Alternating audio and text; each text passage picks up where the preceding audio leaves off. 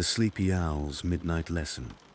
Deep in the heart of an ancient forest, where tall trees whispered secrets to the stars, and the night air smelled of pine and earth, there lived a wise old owl named Orin. Orin had lived many, many seasons, perched high on his favorite oak branch, watching over the forest.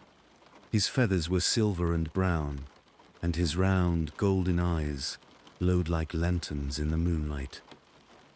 But what made Orin truly special wasn't just his wisdom. It was the way he cared for the smallest creatures of the forest.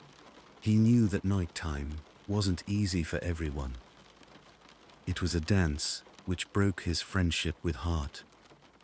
He knew that fighting was all in for. Some little animals felt restless, others felt afraid, and many didn't know how to let their busy minds grow quiet so they could fall asleep. One evening, as the moon rose round and bright, a group of baby animals gathered under Orin's tree and followed the full stage. We must take the role. They were yawning, squirming, and fidgeting, too tired to play, but too restless to rest. Orin, squeaked a tiny field mouse, twitching its whiskers. We can't sleep. Yes, added a baby rabbit, thumping its small foot nervously. Every time I close my eyes, my thoughts run faster than I do. A squirrel kit twitched its fluffy tail, and I keep thinking of all the acorns I buried earlier. What if I forget where they are? The little animals all looked up at the owl, their eyes wide, hoping he might have an answer. End 8. Orin blinked slowly, spread his wings, and hooted gently. Then tonight, my little friends, it is time for a midnight lesson. I will teach you the art of resting, so that your hearts may be calm and your dreams may be sweet. The first lesson, breathing with the forest. Come closer, Orin said softly, and listen to the forest around you. The little animals perked up their ears. They followed the child and stayed the forest again. They could hear the rustle of leaves, the steady rhythm of a distant stream, and the soft hum of crickets. Do you hear that? Orin asked. The forest itself is breathing. He lowered his head, his golden eyes closing gently. Breathe in with the trees as they drink the night air, and breathe out with the meadow as it sighs into stillness. The baby animals copied him. The mouse twitched its nose, inhaling deeply. The rabbit's chest rose and fell, slower and slower. The squirrel stopped twitching and breathed quietly in and out. Orin hooted softly, slow and gentle. With each breath, let your worries drift away, like dandelion seeds in the breeze. The baby animals breathed together, and for the first time that night, the meadow felt calm.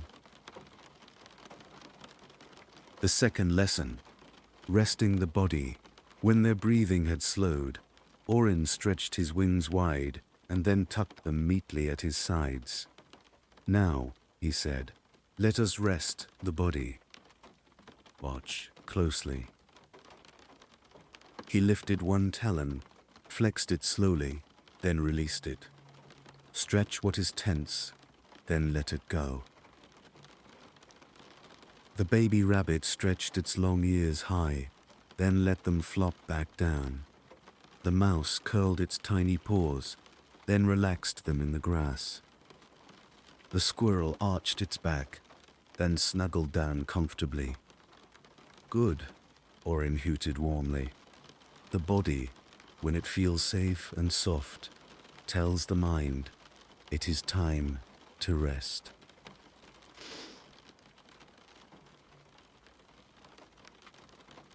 The lesson learned. When Orin finished, he looked down and saw that the mouse's whiskers had stilled. The rabbit's ears drooped softly, and the squirrel's tiny paws were tucked beneath its chest. Each of them had drifted into gentle sleep. Wow, I feel so wonderful. I feel so wonderful.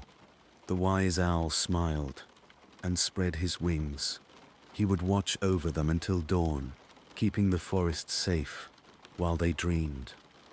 And high above, the stars twinkled brighter, as if they, too, approved of the midnight lesson. Orin whispered one last thought into the night. Rest, little ones, for when we breathe with the forest, when we oft tense our bodies, and when we listen to the lullabies of the world, we will always find our way to peaceful dreams. And with that, the meadow fell silent, except for the quiet rhythm of sleeping breaths, blending with the gentle song of the night. The end.